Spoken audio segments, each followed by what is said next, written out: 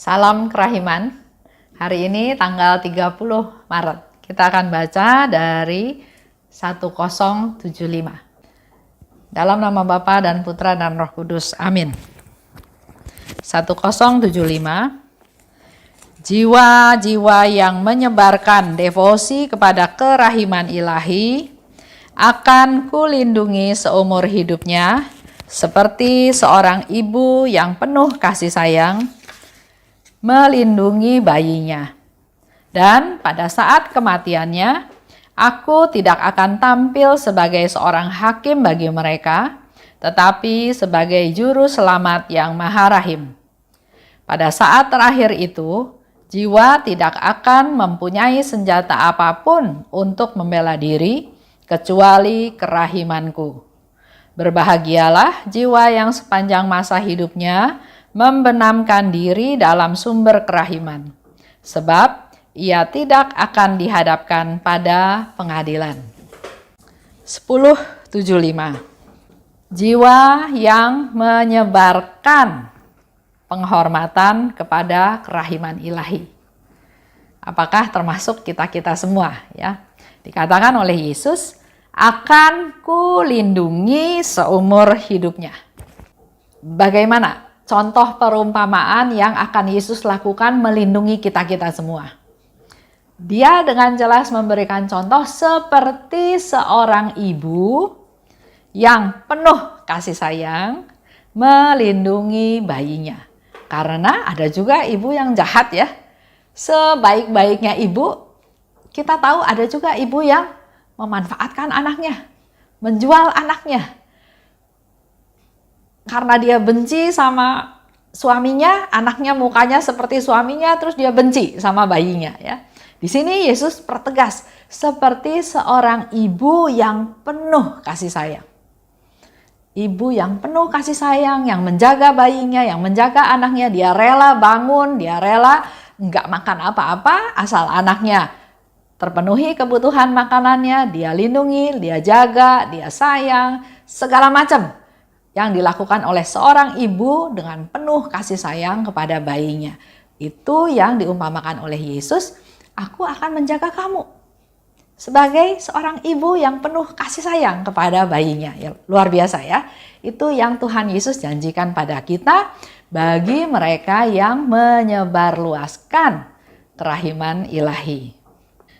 Yesus menjamin bahwa setiap dari kita, setiap jiwa yang benar-benar menghormati kerahiman, bukan hanya ngomongnya tentang kerahiman, tapi tingkah lakunya enggak mencerminkan kerahiman. Berarti itu belum benar-benar menghormati kerahiman. Menghormati kerahiman dan menyebarluaskan kerahimannya sesuai dengan kemampuan, ya. Bukan berarti dia bisa seperti itu, saya juga harus bisa. Kalau nggak bisa, wah berarti saya kurang nilainya. Enggak, ya. Yesus memberikan kemampuan kepada kita berbeda-beda. Tapi yang penting adalah dengan kesungguhan, dengan benar-benar menghormati kerahiman dan menyebarluaskan sesuai dengan kemampuan. Mampunya besar, tapi karena lihat orang lain, cuma kayak gitu, saya juga ikutan aja. Nah, ini yang nggak boleh, ya. Sesuai dengan kemampuan kita, karena kemampuan kita masing-masing juga berbeda. Yesus janji akan melindungi kita selama seumur hidup kita. Seperti tadi katakan, seperti seorang ibu yang penuh kasih sayang melindungi anaknya seumur hidup, dari sekarang sampai mati. Suatu jaminan yang luar biasa dari Tuhan. Bukan 10 tahun, bukan 20 tahun, tapi seumur hidup, selama kita masih hidup. Dan pada saat menjelang ajal, pada saat kita mau mati, Yesus kasih janji yang lain, yaitu akan ku bela sebagai kemuliaanku sendiri.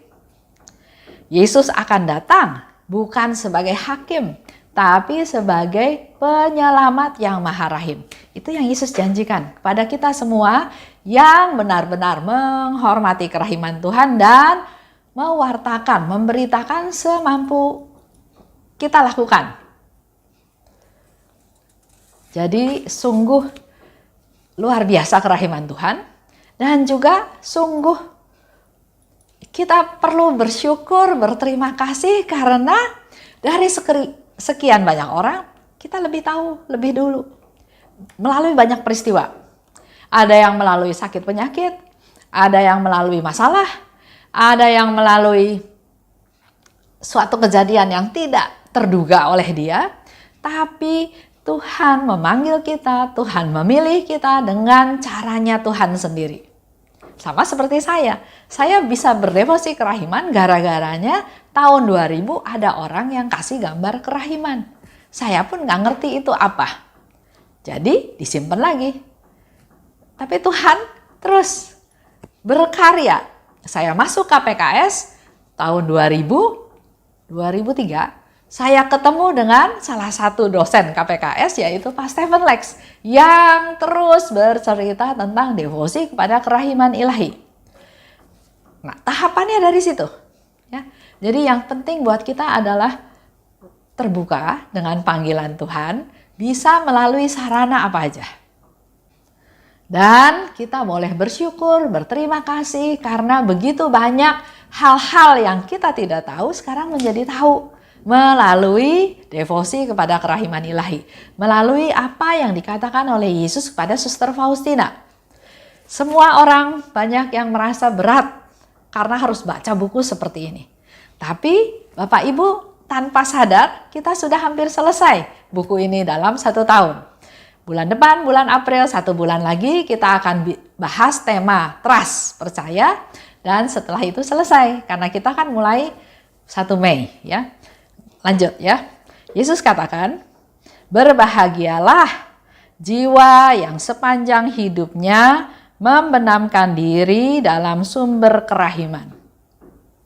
Kita bisa menjadi orang-orang yang berbahagia kalau sepanjang hidupnya membenamkan diri dalam sumber kerahiman. Sebab ini yang Yesus katakan, ia tidak akan dihadapkan pada pengadilan. Kita nggak bakal berhadapan dengan pengadilan. Karena pada waktu itu Yesus datang membela kita sebagai kemuliaannya sendiri. Nah, mari kita coba ulas ya kata berbahagialah. Kita sering dengar juga ya kata berbahagialah di Alkitab. Berbahagialah orang yang miskin. Berbahagialah ya, ada sabda Yesus di bukit. Kebahagiaan itu berkembang dalam hidup kita sehari-hari. Dulu mungkin waktu kecil bahagia kalau naik kelas.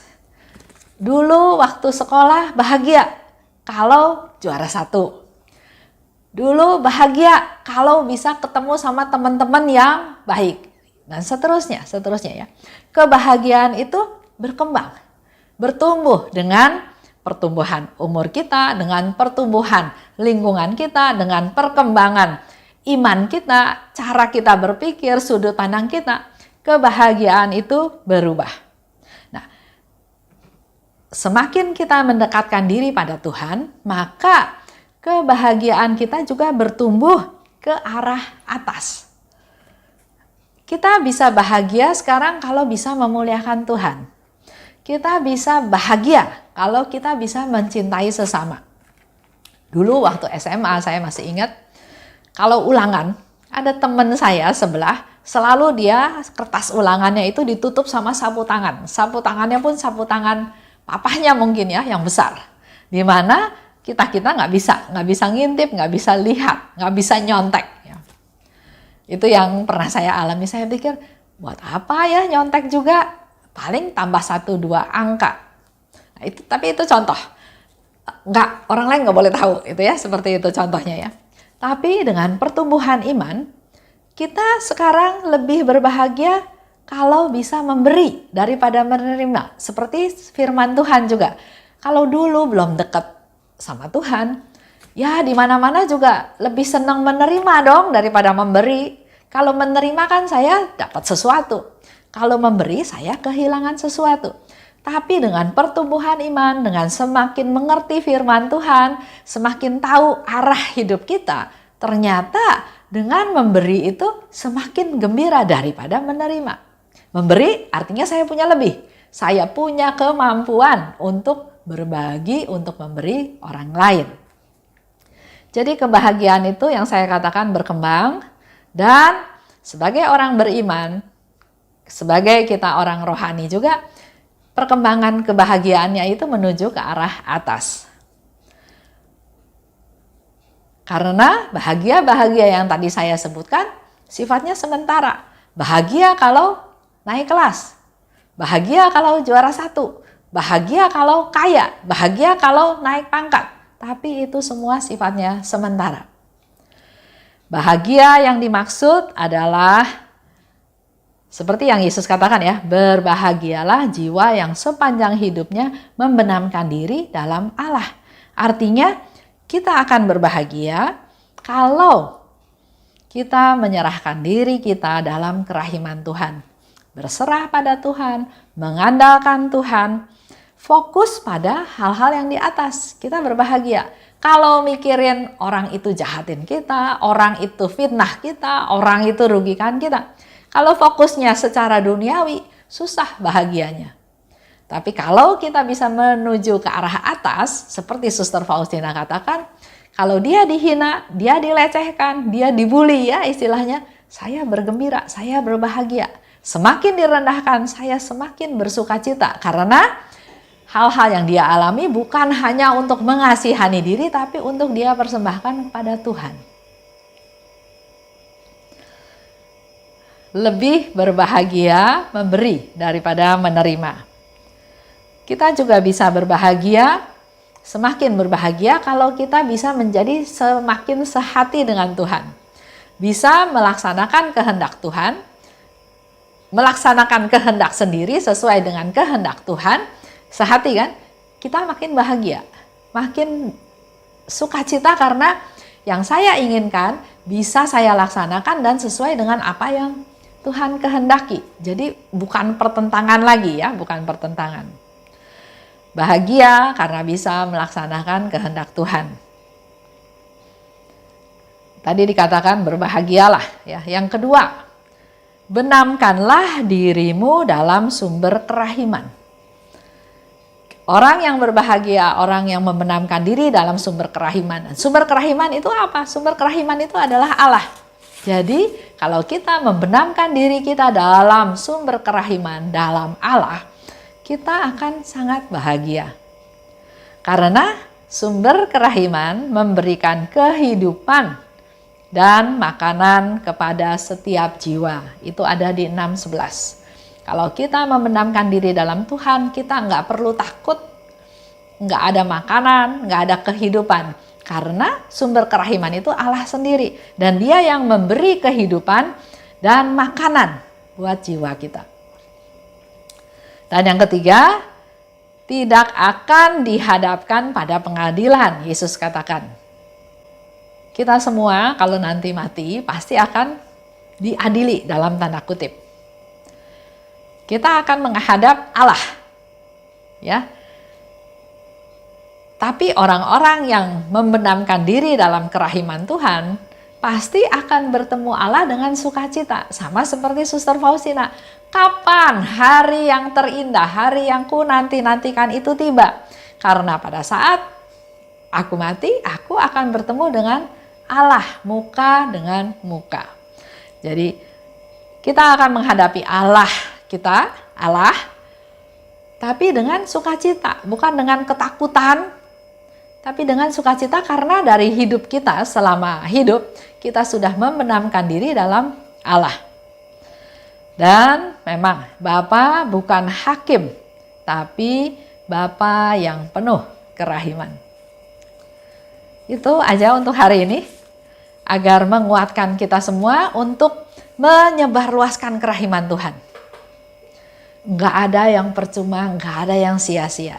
Memang Yesus bilang, kamu mungkin akan berhadapan dengan pengalaman penderitaan yang sulit dalam tugas kamu mewartakan kerahiman Tuhan, tapi jalanin aja. Kekurangan akan Tuhan lengkapi, akan Tuhan penuhi sehingga kita bisa bertahan. Dan berulang kali Yesus bilang, jangan kalah bertempur, jangan berhenti di tengah jalan, kita maju terus. Saya tutup dengan satu cerita ya. Ada seorang ibu yang diminta untuk berdoa. Doa 3 hari aja katanya ya. Hari pertama dia merasa nggak nyaman dalam doa karena ada yang ganggu. Hari kedua sepertinya gangguannya lebih keras. Jadi dia bilang, saya nggak mau doa lagi karena saya merasa diganggu. Buat apa? Saya doain orang, saya diganggu, lebih baik saya nggak doa gitu ya. Nah, inilah salah satu contoh dia berhenti di tengah jalan, kalah dari pertempuran. Bahkan yang lebih bahaya lagi, menurut saya, setan dalam tanda kutip tahu bahwa orang ini takut sama saya. Nanti lain kali setan akan berusaha mengganggu dia lagi. Nah, dalam hal ini kita harus kuat, kita harus bertahan dalam pertempuran dan yakin kuasa Tuhan, kekuatan dari Tuhan lebih besar dari apapun. Pada saat seperti itu sebetulnya itulah saat dia meminta rahmat dari Tuhan. Tuhan, kasih saya rahmat supaya saya berani. Kasih saya rahmat supaya saya kuat. Kasih saya rahmat supaya saya menang dalam pertempuran ini dan orang yang saya doakan jiwanya diselamatkan. Itu salah satu contohnya. Oke, terima kasih. Kita ketemu lagi besok hari terakhir di bulan Maret. Dalam nama Bapa dan Putra dan Roh Kudus. Amin. Salam kerahiman.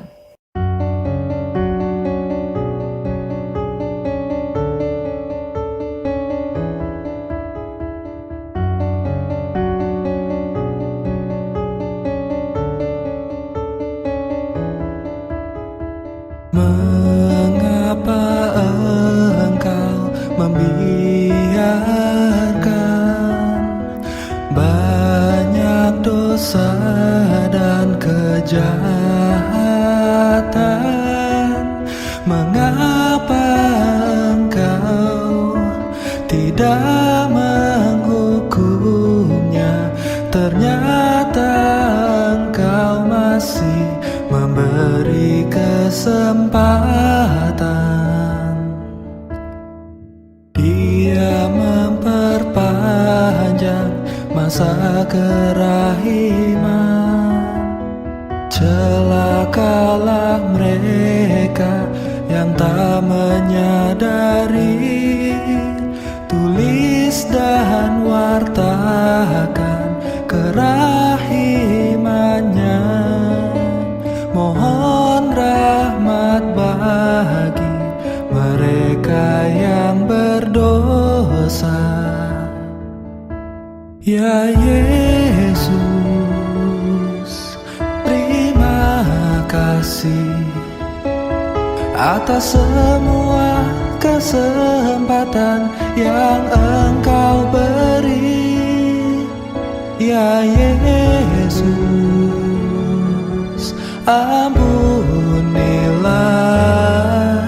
atas semua dosa yang terjadi.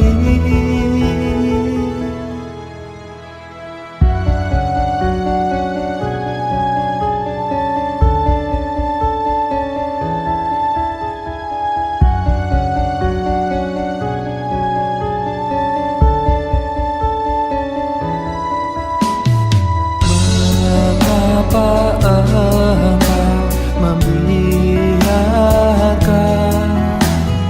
banyak dosa dan kejahatan? Mengapa engkau tidak menghukumnya? Ternyata engkau masih memberi kesempatan. Dia memperpanjang masa kerahiman. Celakalah mereka yang tak menyadari. Tulis dan wartakan kerahimannya. Mohon rahmat bagi mereka yang berdosa. Ya Yesus, terima kasih atas semua kesempatan yang Engkau beri. Ya Yesus,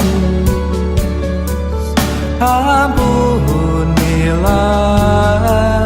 atas semua dosa yang terjadi. Ya Yesus, terima kasih atas semua kesempatan yang Engkau beri. Ya Yesus, ampunilah atas semua dosa yang terjadi.